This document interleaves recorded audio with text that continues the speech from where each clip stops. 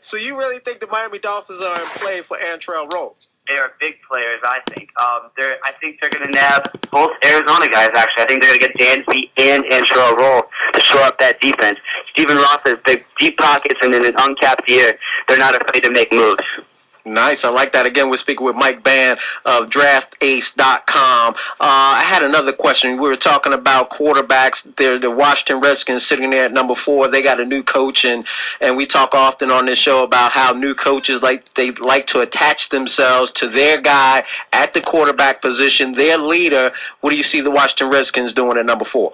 They have 4 options, and it's quite simple, actually. If they fall in love with Bradford Clausen, they're going to take him. What I've heard actually from out of Washington is that they really like Colt Brennan, and they feel like they can, the kid from Hawaii who set all those NCAA records. They really like what they can do with him. He can play, Mike Shanahan's West Coast offense to a T, although Bradford could too, and ultimately Clausen could also. But they're high on Colt Brennan, so in my mind, they're going to go offensive tackle because that offensive line hasn't been what it's been for the last 3 years. Chris Samuels just retired yesterday. They're in strong pursuit of Chad Clifton, Green Bay's left tackle, but I don't know how much I can trust Clifton after his performance this last year, in Green Bay. So, in my mind, I think that they go Russell Okung, the top offensive tackle on the board. I think he's the most complete tackle. I think he reminds many of Joe Thomas of a few years ago, who went to the Browns at 3 overall.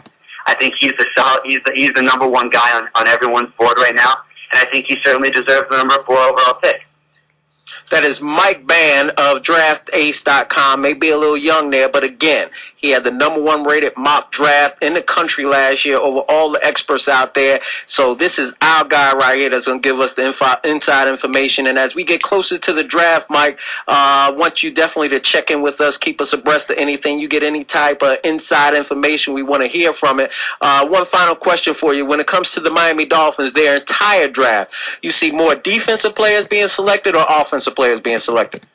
I like what they have at the young spots on the offensive side. I think that they need to build up that 3-4 defense, and I think it starts with the linebackers.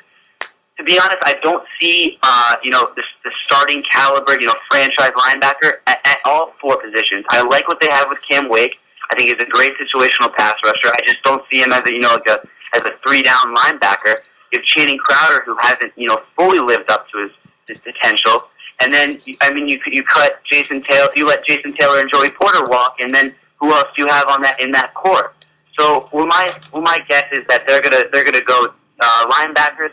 They definitely need a nose tackle to man that inside. If Vince Wilfork somehow got away from the Patriots, I think that would be their number 1 guy that they will go after.